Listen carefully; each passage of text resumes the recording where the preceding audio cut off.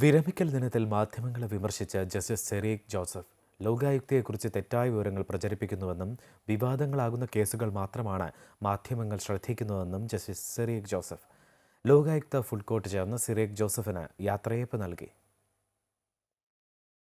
മുഖ്യമന്ത്രിക്കെതിരെയുള്ള ദുരിതാശ്വാസ നിധിയുമായി ബന്ധപ്പെട്ട കേസിലെ വിവാദ വിധി മാസങ്ങൾക്കിപ്പുറം മുഖ്യമന്ത്രിയുടെ പേരിൽ പ്രത്യേക ക്ഷണിതാവ് പ്രതിപക്ഷത്തിനൊപ്പം ഭരണപക്ഷത്തു നിന്നും വിമർശനങ്ങൾ കേട്ടാണ് ജസ്റ്റിസ് സിറിയക് ജോസഫ് ലോകായുക്തയുടെ പടികളിറങ്ങുന്നത്. ചില കേസുകളിൽ വിധി പറയാൻ വൈകിയതിലുള്ള കാലതാമസത്തെക്കുറിച്ച് സിറിയക് ജോസഫിന് വിശദീകരണമുണ്ട്. നടപടിക്രമങ്ങൾ പാലിച്ചതിൽ ചാരിയാണ് സിറിയക് ജോസഫിന്റെ മറുപടി.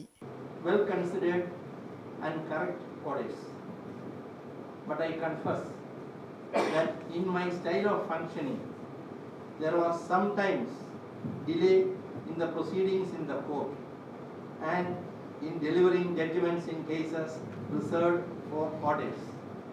മാധ്യമങ്ങളെയും ജസ്റ്റിസ് സിറിയക് ജോസഫ് വിമർശിച്ചു. ലോകായുക്തയുടെ നിയമ ഭേദഗതി വന്നതിന് ശേഷം പല്ല് പറിച്ചുവെന്നും ചിറകുകൾ അരിഞ്ഞുവെന്നും ചിലർ പറഞ്ഞു.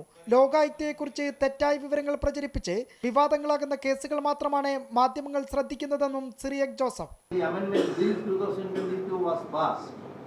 The very same people, including the media, made comments like Logayukta's teeth have been plucked, Logayukta's wings have been clipped.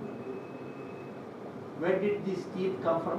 അപ്രതീക്ഷിതമായിട്ടായിരുന്നു ലോകായുക്തയിലേക്കുള്ള തന്റെ വരവെന്ന് സഹപ്രവർത്തകരോട് വ്യക്തമാക്കിയ അദ്ദേഹം പുതിയ ലോകായുക്ത നിയമനം സർപ്രൈസ് ആയിരിക്കുമെന്നും കൂട്ടിച്ചേർത്തു. അമൃത ന്യൂസ്, തിരുവനന്തപുരം.